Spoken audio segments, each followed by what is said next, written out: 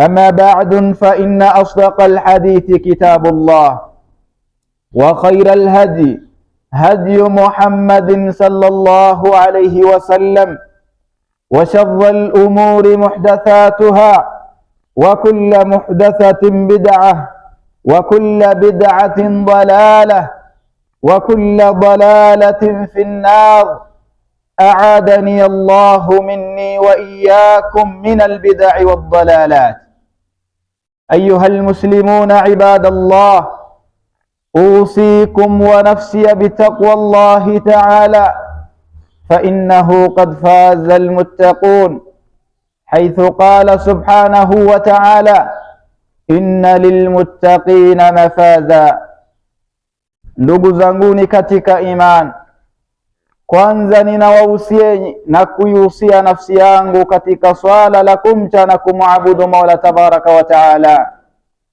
Hakika ya nafsi, iwapo haikuwa tayari kujiandaa katika maisha hii ya dunia kwenda kukutana na Mola, ikajiandaa kwa ucha Mungu, basi itakuwa ni yenye kupitia hali ngumu, misukosuko mengi katika uwanja wa mahshar, pale inapokwenda kukutana na Mola subhanahu wa ta'ala.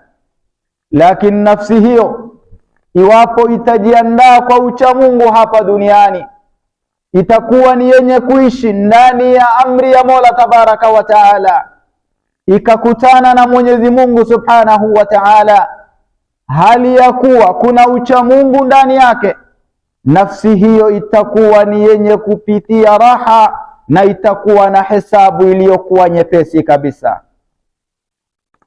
Naam, kama mnavyofahamu ndugu zangu, tumefika katika ukingoni wa mwezi wa Ramadhan. Hii ni Jumaa ya mwisho ya mwezi huu mtukufu wa Ramadhan.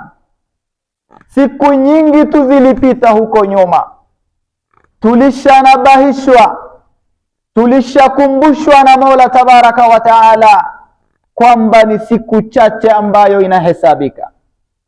Sasa basi imefika kipindi cha lala salama katika funga yetu ya Ramadhan, kipindi ambacho tunakoelekea misikiti zitabaki kuwa mayatima, vipindi ambavyo waswaliji watakuwa wachache, vipindi ambavyo wanaomcha Allah tabaraka wa taala watakuwa ni wachache mno. Tunaingia katika kipindi ambao walikuwa wanaabudu Ramadhan watakuwa ni wenye kuiaga misikiti na kuiondokea mazima mpaka mwaka ujao, iwapo Mola atawafikisha. Lakini bado kipindi hicho tulicho ndani, ama hicho kipindi tunayoelekea, ni kipindi ambayo maskini watakuwa ni wenye kusahaulika, kana kwamba hiyo ibada ya kutoa sadaka ilikuwa tu ndani ya mwezi wa Ramadhan peke yake. Ni kipindi ambacho walimwengu na tuliopo ulimwenguni tutawatofautisha waabudu Mola na wale wanaokuwa ni wenye kuabudu miezi au Ramadhan. Naam, sio maudhui yetu, sio yale tutakayoyazungumzia, lakini ni kutanabahishana, kukumbushana kwamba kipindi tunayoelekea ni kipindi ngumu, haswa wakazi wa maeneo haya.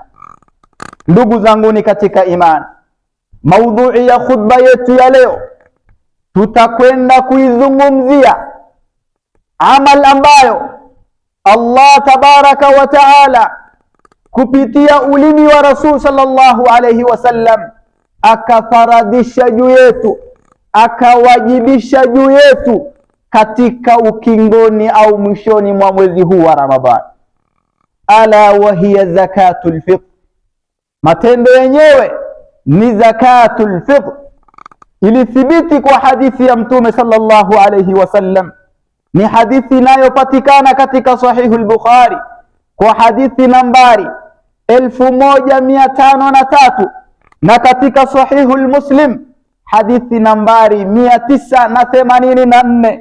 Ni hadithi inayosimuliwa na Abdullah ibn Umar radiyallahu anhu, asema farada Rasulullah sallallahu alayhi wasallam zakata alfitri, asema kwamba Mtume sallallahu alayhi wasallam amefaradhisha, amewajibisha, amelazimisha zakatul fitri sa'an min tamrin, pishi moja ya tende, au sa'an min sha'irin, au pishi moja ya ngano. Kwa watu gani? Rasul anasema, au Abdullah ibn Umar anasema lilabdi, kwa mtumwa. Kwanza Abdullah ibn Umar aelezea, atusimulia ni vipi Rasul alivyowajibisha hii faradhi juu yetu. Kaitumia sigha ya faradha Rasulullah, kwamba Mtume sallallahu alayhi wasallam amefaradhisha. Kwa hivyo hii ni kwa watu wote, au ni kwa Muislamu yote aliyefunga na ambaye hakufunga. Ibn Umar akatuelezea watu ambao wamefaradhishwa juu yao, akaanza na ala al-abdi, kwa mtumwa. Mtumwa ana nini? Hana chochote, yeye mwenyewe yuko mkononi mwa wengine, yeye mwenyewe ni mfungwa, lakini Rasul anasema kwamba amefaradhishiwa juu ya mja. Walhurri, na pia mungwana yule ambaye yuko huru pia amefaradhishiwa zakatul fitri juu yake. Wadhakari, mwanamume pia amefaradhishiwa. Waluntha, mwanamke pia amefaradhishiwa. Wasaghiri, mtoto mchanga, mtoto mdogo pia amefaradhishiwa. Walkabiru, na mtu mzima pia amefaradhishiwa. Minal muslimina, lakini katika Waislamu. Ndugu zanguni, hadithi hii ni hadithi tosha ambayo inatosha maudhui ya khutba yetu ya leo. Ni hadithi ambayo inaweza kusanya maudhui yetu yote, inaweza jengwa maudhui yetu juu ya hadithi hii. Ibn Umar anasema kwamba Rasul sallallahu alayhi wasallam amefaradhisha. Hapo tunapata hukumu ya zakatul fitri ni gani? Hukumu yake ni kwamba Allah amefaradhisha juu yetu kupitia ndimi ya Mtume sallallahu alayhi wasallam. Allah akatutajia sampuli ya watu, akasema mja ambaye ameshikiliwa, yani mtumwa, amefaradhishiwa juu yake. Mungwana aliye huru amefaradhishiwa juu yake, kumaanisha ya kwamba yule aliyefungwa jela huko ndani maisha yake yote ni faradhi juu yake zakatul fitri. Mimi na wewe ambaye tuko uraiani, tuko huru, basi hii zakatul fitri ni faradhi juu yetu. Rasul akaendelea kusema wadhakari wal unsa, mwanamume na mwanamke pia wote wamefaradhishiwa juu yao, kumaanisha hakuna ambaye amesazwa katika hili. Wasaghiri, mtoto mdogo bado ni faradhi juu yake. Walkabiri, na mtu mzima ni faradhi juu yake, lakini sharti anasema Ibn Umar minal muslimina, awe ni katika Waislamu. Kumaanisha ya kwamba mtumwa asiyekuwa Muislamu, hata awe mtu wako wa karibu, awe ni karaba yako, hastahili kutoa zakatul fitri. Mtu mzima, mtoto ambaye sio Waislamu, wote hawastahili kutoa. Mtu ambaye yuko huru, mungwana kama mimi na wewe ambaye tuko huru saa hizi, ni faradhi, sio faradhi juu yetu iwapo huyo mtu hatakuwa ni mwenye kuwa ni Muislamu. Kwa hivyo kwa sharti anasema minal muslimina, awe ni katika Waislamu. Naam, wa amara biha ar-Rasul. Ibn Umar akasema wa amara biha, na Rasul aliamrisha an tuadda qabla khuruji nnasi ila salah. Rasul aliamrisha watu wawe ni wenye kutoa kabla ya watu kuingia katika salatul Eid. Naam, ni hadithi ambayo ni sahihi kabisa. Kama hili halitoshi, katika hadithi nyingine ambayo inapokewa na Abdullah ibn Abbas radiyallahu anhuma, anasema ni hadithi inayopatikana katika Sunan ya Abi Daud kwa hadithi nambari 1609, katika Sunan ya Ibn Majah hadithi nambari 1827. Sahaba huyu Ibn Abbas asema kwamba farada Rasulullahi sallallahu alayhi wasallam, amefaradisha, amewajibisha Mtume sallallahu alayhi wasallam zakatul fitri, zakatul fitri. Abdullah ibn Abbas anatuelezea hikma ambayo iliyopo ndani ya kutoa zakatul fitr. Rasul anasema, au Abdullah ibn Abbas anasema, tuhratan lisaimi, ili iwe ni yenye kusafisha funga zetu, funga tulizofunga iwe ni yenye kusafisha kutokana na nini? Asema minal lagwi warrafathi, kutokana na maneno machafu na maneno mabaya. Ulifunga katika funga yako unasengenya, ulifunga katika funga yako unataja wengine kwa ubaya, unawashusha wengine, unawaongelea vibaya wengine. Hii itakuwa ni usafi unaokwenda kusafisha yale maovu uliyofanya ndani yake.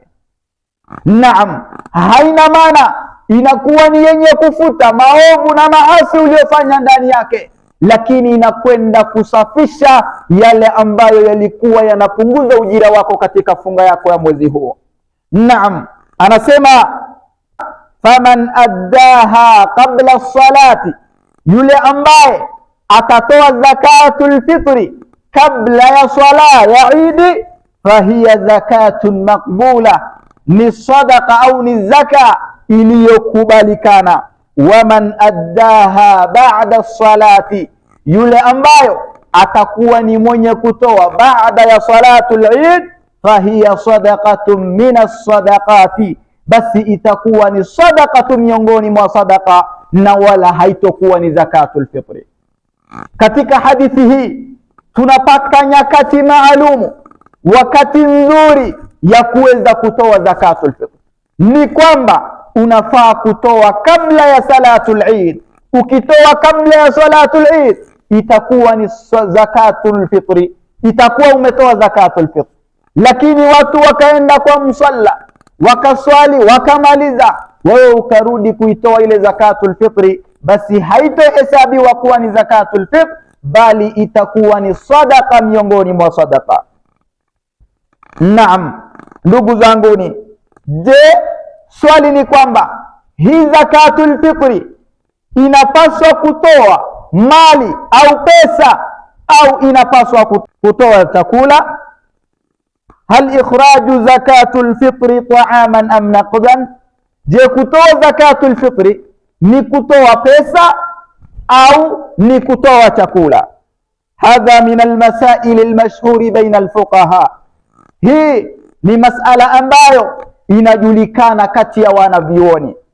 Waqad ikhtalafa fiha aqwalu al-a'immati al-arba'a, na katika hili wanavyuoni wa fiqhi au madhehebu manne yamekuwa ni yenye kukhtilafiana katika hili. Naam, al-ula, ama kauli ya kwanza, alqawlu bi ikhrajiha ta'aman faqat. Wanavyuoni wamekhtilafiana, je, yapaswa kutoa pesa katika zakatul fitri au yapaswa kutoa chakula katika zakatul fitri? Kauli ya kwanza inasema yapaswa kutolewa zakatul fitri chakula peke yake, sio vinginevyo. Hii kauli ya al-Imam Malik ibn Anas, Muhammad ibn Idris al-Shafi'i na Ahmad ibn Hanbal. Wanavyuoni hao watatu msimamo wao ni kwamba, yani al-Imam al-Shafi'i, Ahmad ibn Hanbal na al-Imam Malik ibn Anas, wanasema kwamba zakatul fitri inapaswa kutolewa chakula, sio vinginevyo. Wakastadili kwa dalili ya hadithi tuliyotaja hapo awali, ambayo ilikuwa ni hadithi ya Ibn Umar iliyopatikana au iliyoonekana katika sahihu al-Bukhari na katika sahihu al-Muslim. Wanasema kwamba Ibn Umar farada Rasulullah sallallahu alaihi wasallam zakat al-fitri sa'an min tamrin. Wanasema kwamba hadithi hii ndiyo dalili wanayoitegemea. Wanasema kwamba Rasul alisema au Ibn Umar alieleza kutokana na Mtume sallallahu alaihi wasallam kwamba Rasul alifaradisha zakatul fitri iwe ni yenye kutolewa pishi moja ya tende au sa'an min sha'irin au pishi moja ya ngano.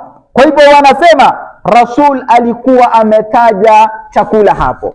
Kwa hivyo aliposema itolewe tende au itolewe ngano ambayo ni chakula ya zama hizo ama waliokuwa nayo wakati huo, wanasema Rasul, wakati wa zama za Rasul, dinar na dirham zilikwepo, lakini hakuwawajibisha juu yao wawe ni wenye kutoa hilo, lakini Rasul akaelekea au akataja moja kwa moja kutoa katika chakula, hakuambia mali.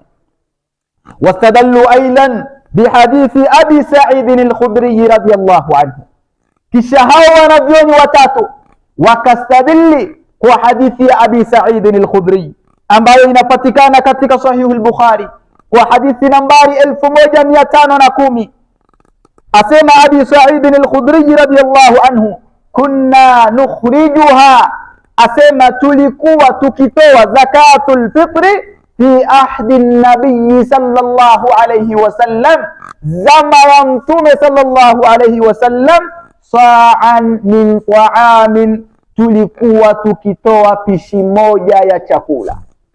Naam, katika riwaya anasema Abi Sa'id al-Khudri, amma ana, asema hakika yangu mimi, anazungumza Abi Sa'id al-Khudri, fala azalu akhrijuhu, sikuwa ni mwenye kuacha kutoa, kama kuntu akhrijuhu fi ahdi rasulillahi sallallahu alayhi wasallam, kama nilivyokuwa nikitoa zama za Mtume sallallahu alayhi wasallam. Abi Sa'id al-Khudri asema Rasul sallallahu alayhi wasallam au katika zama ya Mtume sallallahu alayhi wasallam tulikuwa tukitoa pishi moja ya chakula. Asema kwamba katika riwaya, amma mimi Abi Sa'id al-Khudri, baada ya kufa Mtume sallallahu alayhi wasallam sikuacha kutoa isipokuwa kwa namna nilivyokuwa nikitoa zama za Mtume sallallahu alayhi wasallam, ambaye alikuwa akitoa chakula. Naam, ni ipi hoja ya wanavyoni hao juu ya hadithi hizi mbili walizostadili kwazo?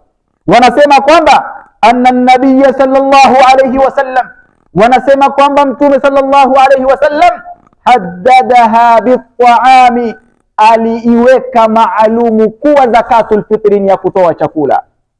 Wasahabatu iltazamu bidhalika walam yakhruju alqima, masahaba ridwanullahi alayhim, wanavyoni hao wanasema masahaba ridwanullahi alayhim hawakuwa ni wenye kuacha kutoa, hawakuwa ni wenye kutoa kinyume na namna alivyokuwa akiwakitoa zama za Rasul, na hawakuwa ni wenye kutoa dinar wala dirham.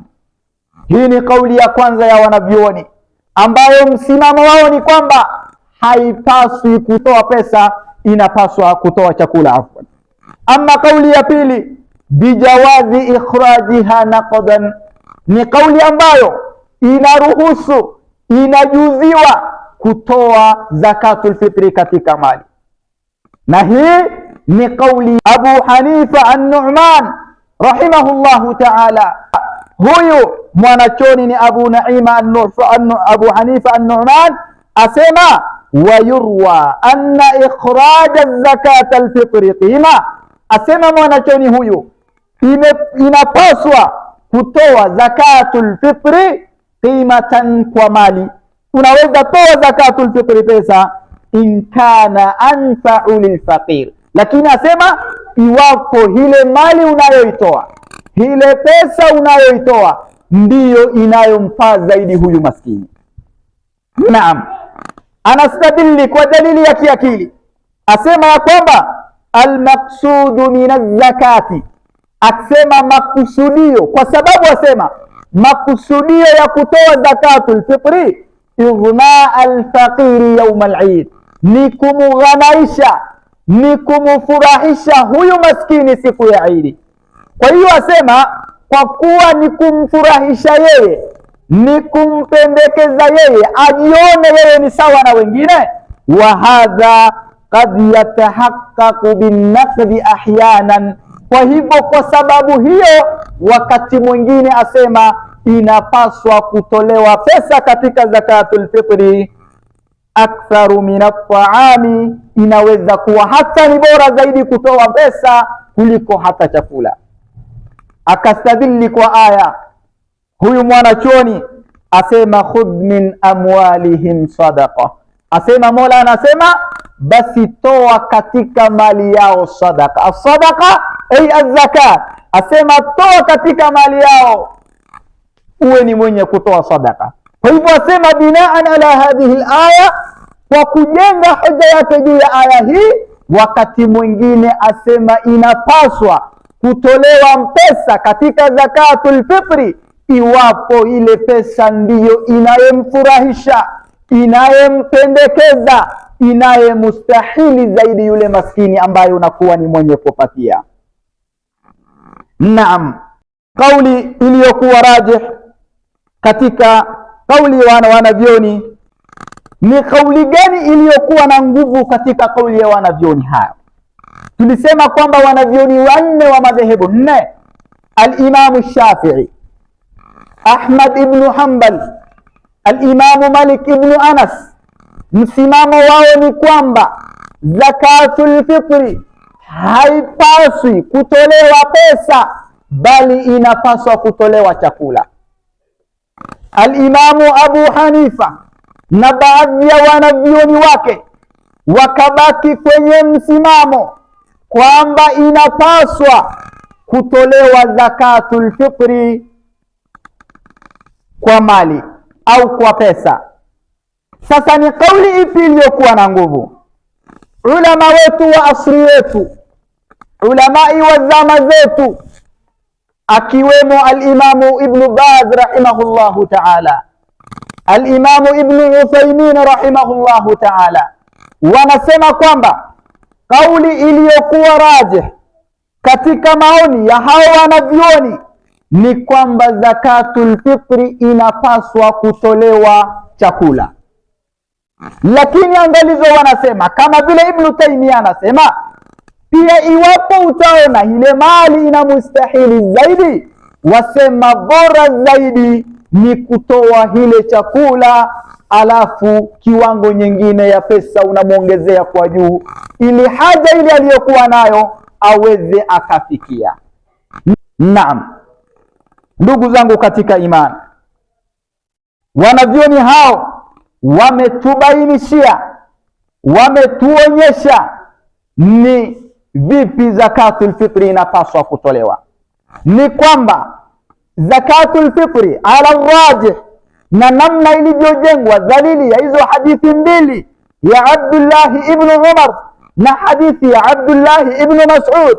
Hadithi ya Abdullah ibn Umar ikapatikana katika Bukhari na Muslim, na hadithi ya Abdullah ibn Mas'ud ikapatikana katika Sunan ya Ibn Majah na katika Sunanun Nisa'i, ni kwamba zakatul fitri inapaswa kutolewa chakula bora zaidi kuliko kutoa mali au kutoa pesa.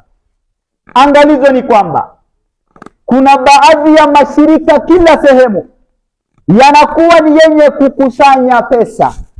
Ile pesa wanaokusanya wanakuwa ni wenye kuenda kununua vyakula ili wawe ni wenye kutoa ile sadaka yako kwa ajili ya maskini. Kwa pengine wao wanakuwa ni wenye kuifahamu zaidi maskini wa maeneo yale kuliko wewe, sasa inastahili pia kupatiwa.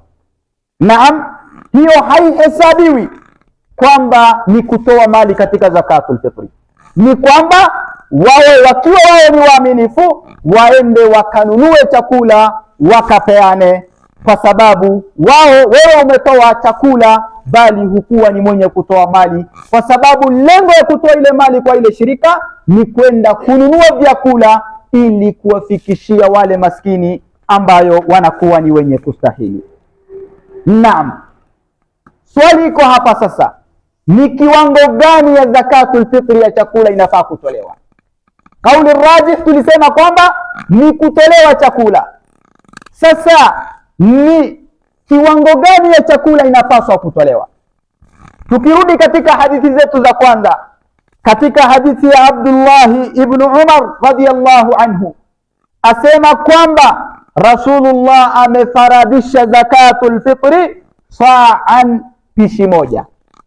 Pishi moja ni kiwango gani? Inasemekana kwamba ni arba'atu amdadin, ni kibaba 4. Naam, yani kibaba moja iwe unashota mara, yani unashota mara 4. Yani mikono yako miwili umeunganisha hivi, ukashota mara ya kwanza ukaweka, mara ya pili ukaweka, mara ya tatu ukaweka, na mara ya 4 ukaweka. Kishota hivyo mara 4 itakuwa inajulikana kama kibaba moja. Kwa hivyo kiwango wa kutolewa zakatul fitri ni kibaba kimoja. Au tukirudisha upande wa kilo, kwa sababu kwa zama hizi tunatumia kilo, kiwango ya kilo ambayo inapaswa kutolewa, wanavyuoni wamekuwa na akwali tofauti. Wanasema kwamba kila aina ya chakula inapaswa kutolewa kilo 2.5 tosha, lakini kauli iliyokuwa na nguvu na inayotegemewa ni kauli ya kutoa kilo 2.5 ya kila aina au kila sampuli ya chakula. Chakula gani inapaswa kutolewa? Ni kwamba chakula wanasema ni qutul balad, ni chakula ambayo watu wa maeneo hayo wanakuwa ni wenye kuyatumia. Angalizo katika hili, uwe ni mwenye kutoa kile ambacho unakula wewe. Naam, sio wewe huko unakula Yabal, pengine wanaita Hamza au Asha au Said, huko ukienda supermarket unakula mchele ambayo kile yako unayonunua takriban pengine ni 300 au hata 350 pengine, alafu unakuja kutoa mchele ambaye kilo yake ni shilingi 90, ile hadhi ya chini kabisa. Hata huo ni umaskini wa roho. Kwa hivyo tunachokitoa, uwe ni mwenye kutoa kitu kizuri. Allah anasema lan tanalul birra hatta tunfiqu mimma tuhibbun, hamtokuwa ni wenye kupata upole mpaka pale mtakapokuwa ni mwenye kutoa kile ambacho mnakipenda. Sio huyu ni maskini kwa vile wewe unakula mchele nzuri au chakula ya quality nzuri, wewe unaenda kumpatia mchele ambaye ni local, akienda kupika huelewi amepika ugali au amepika mchele. Naam, iwe ni angalizo. Kwa hivyo ala rajih ni kwamba inapaswa kutolewa kilo 2.5 ya sampuli ya chakula ambayo inakuwa ni yenye kutumika katika mali yako au katika qaria yenu. Naam, tukimalizia katika khutba yetu, ni wakati gani wa kutoa zakatul fitri? Ni wakati gani ambayo tunapaswa kutoa zakatul fitri? Ama imegawanyika mara 3. Kuna wakati ambayo hairuhusiwi, kuna wakati ambayo ni bora, na kuna wakati ambayo sio vibaya kutoa. Ama waqtul afdalu li ikhrajiha, wakati ambayo ni bora kutoa katika zakatul fitri, al afdalu an takhruja qabla salati al-eid mubashara, inatakiwa utoe zakatul fitri kabla ya salatul eid mubashara. Hiyo ndio wakati bora zaidi. Wakati iliyokuwa na fadla zaidi ni wakati wa kabla ya kuingia katika uwanja wa Eid. Naam, kabla musalla haikusimamishwa au swala ya Eid haikusimamishwa, pengine lisali moja hadi dakika 40 30 kabla ya salatul Eid, inapaswa uwe ni mwenye kutoa. Hiyo ndio wakati ambayo ni bora kabisa. Dalili ni kwamba ni hadithi ya Abdullah ibn Umar aliposema, Rasul anasema farada Rasulullah wa amarna biha an tuaddiya qabla khuruji nnasi ila salah. Ibn Umar anasema kwamba Rasul sallallahu alayhi wasallam alituamrisha tuwe ni wenye kutoa kabla watu hawakuingia katika uwanja kwa ajili ya swala ya Eid. Kwa hivyo ni kwamba wakati bora zaidi kuliko nyakati zote ni kabla ya salatul Eid, pale asubuhi, baada ya subhi na kuelekea, ndio wakati iliyokuwa bora zaidi. Ama wakati wa pili ni alwaqtul jaizu li ikhrajiha, ni wakati ambayo sio bora kama wakati ile ingine, lakini inaruhusiwa pia kutolewa. ni sawa kutolewa. Ama yajuzu ikhrajuha qabla al-Eid bi yawmin au yawmayn, pia inaruhusiwa kutolewa kabla ya Idi, siku moja au siku mbili kabla ya Idi. Yani kwa mfano imefika 27 pengine 28 alafu 29, kuanzia pengine 28 29 mpaka 30 inapaswa kutolewa ama inaruhusiwa kutolewa siku mbili au siku moja kabla ya Idi. Dalili ni hadithi ya Ibn Umar radhiyallahu anhuma aliposema wa kanu yu'tuna qabla al-fitr bi yawmin au yawmayn. Asema Ibn Umar kwamba masahaba wa Mtume sallallahu alaihi wasallam wa kanu yu'tuna, walikuwa wakitoa zakatul fitri qabla al-fitri, kabla ya kufungua katika ama kabla ya kuingia katika Idi yao, bi yawmin au yawmayn, siku moja kabla au siku mbili kabla. Kwa hivyo hii ni nyakati ya pili ambayo inaruhusiwa kutolewa katika zakatul fitri. Ni kwamba wakati bora ni kabla ya Idi, asubuhi ya Idi, kabla ya kuingia katika Idi, na wakati ambayo inaruhusiwa ni siku mbili au siku moja kabla ya kwenda kufungua funga yetu, ama kabla ya kuingia katika mwezi wa Shawwal au kuingia katika Idi yetu. Sasa je, ni vipi iwapo mtu atakuwa ametoa zakatul fitri siku 30 au pengine 10 ya kwanza au 10 ya pili au 10 ya tatu ndani yake mapema? Hukumu yake ni gani? Na je, zaka yake itakubaliwa? Aqulu ma tasma'un wa astaghfirullah li wa lakum fastaghfiruhu innahu huwal ghafurur rahim wa huwal barrul karim. Ndugu zangu ni katika iman, kama tulivyotangulia kusema katika khutba yetu ya kwanza, ni kwamba zakatul fitri ni faradhi juu ya kila Muislamu, wa kike na wa kiume, mja au mtumwa na muungwana au aliye huru, wote ni lazima kwao. Watoto wadogo, wanawake, wote ni faradhi kwao. Sio tu ni faradhi, bali ni faradhi kama faradhi zingine. Naam, ni kwamba wakati wa kutoa zakatul fitri iliyokuwa bora zaidi ni kabla ya Idi, dakika chache au masaa chache kabla ya kuingia katika uwanja wa Idi. Ama wakati nyingine iliyokuwa inaruhusiwa ni siku moja au siku mbili kabla ya Idi. Sasa ni vipi juu ya yule ambaye amekuwa ni mwenye kutoa mapema katika zaka yake? Wanavyoni wameikhtilafiana na wametofautiana pakubwa katika hili. Msimamo wa al-Imam Shafi'i ni kwamba inaruhusiwa kutoa zakatul fitri kuanzia mwanzoni wa Ramadhan mpaka mwishoni mwa Ramadhan, lakini kauli ya wanavyoni wengine, na ndiyo kauli inayotegemewa na ndiyo kauli iliyojengwa dalili na ushahidi juu yake, ni kwamba haipaswi kutolewa mwanzoni mwa Ramadhan, bali inapaswa kutolewa siku moja au siku mbili kabla ya Idi, au asubuhi ya Idi kabla ya kusaliwa au kabla ya imam kuweza kuswalisha salatul Eid.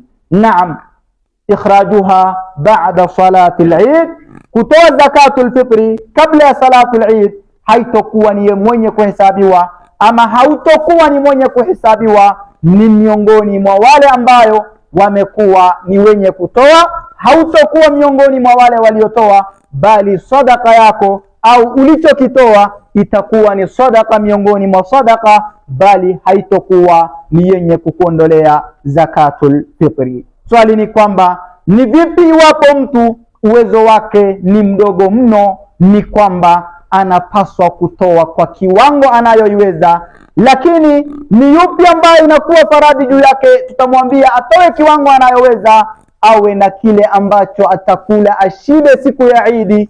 Katika siku hiyo moja ya Idi ako na chakula ambayo anakula anashiba kwa siku hiyo, basi kile inachobaki yote anapaswa kutoa kwa ajili ya zakatul fitri. Sio kwamba wewe uko na mingi ndani ya nyumba unabakisha kiwango hiyo na unatoa. Tulisema kwamba kwa kila mmoja katika familia yako anapaswa kutoa 2.5 kilo ya aina ya chakula ambayo inakuwa yenye kutumika zaidi katika mji huo au katika maeneo hayo, ili tuweze kukubaliwa funga yetu, yaweze kuondolewa madoa funga yetu. Yani zakatul fitri ni yenye kuondoa madoa katika funga yetu.